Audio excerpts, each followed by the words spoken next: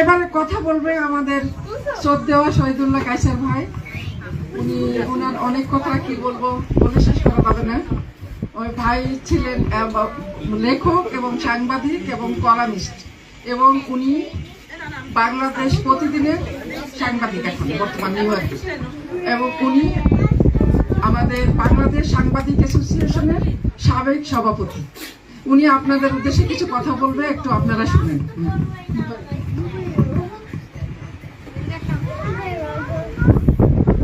আজকে ইডিপি আয়োজিত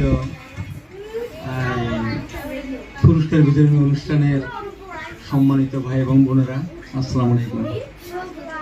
তো আমার সম্পর্কে যতগুলো কথা বলা হয়েছে, আসলে আমি এই যোগ্যতার অধিকারী নই, বাট আমি ছোটকাল থেকে একটু স্বাধীন চেতা ছিলাম, স্বাধীন মনোভাব নিয়ে চলছি। এই জন্য একটা প্রিন্টিং প্রেসের ব্যবসা করে আসছে দেশ থেকে, আমার সাংবাদিকতার সাথে জড়িত ছিলাম।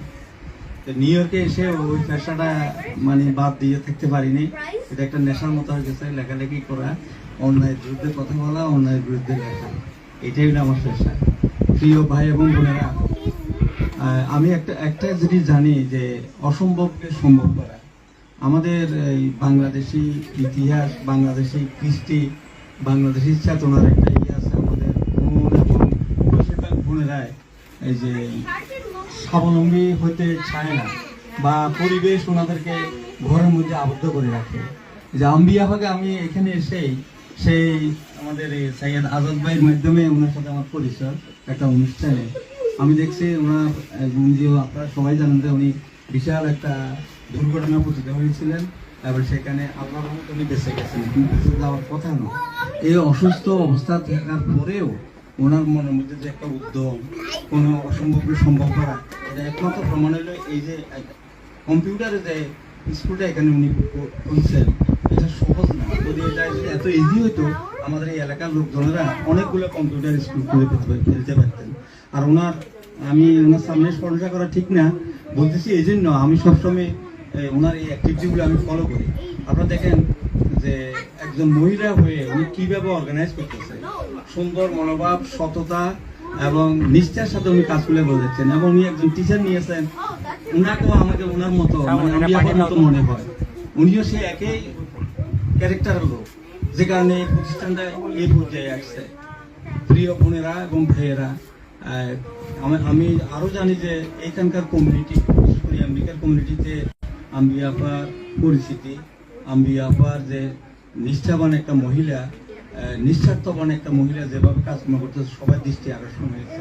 তো আপনারা গর্ব করার কথা, আপনারা যারা ওনার স্টুডেন্ট, যে ওনার মতো একজন মহিলাকে আপনারা পেয়েছেন। এখানে কিন্তু দেখেন নিজের অর্থ দিয়ে উনি এটাকে, এই প্রতিষ্ঠানকে এই পর্যায়ে আনছে। এখনো পর্যন্ত নিয়ম অনুযায়ী সিটি থেকে যে অর্থ পাওয়ার, উনি সেটাও পান নাই, কিন্তু এটা ছাড়িয়ে যাচ্ছে একমাত্র ওনার নিজের প্রচেষ্টা, নিজের অর্থায়নে এই পর্যায়ে আসছে। এই জন্য আমি ওনাকে ধন্যবাদ জানাচ্ছি।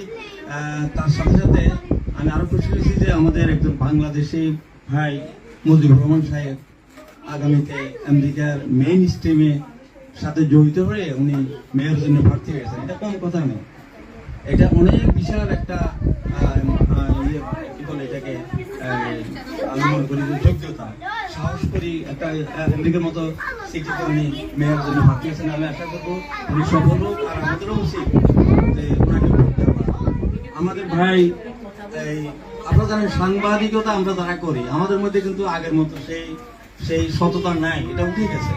বিশেষ করে বাংলাদেশেও, এই আমেরিকা তো তাই অধিকাংশ লোকজন আছে।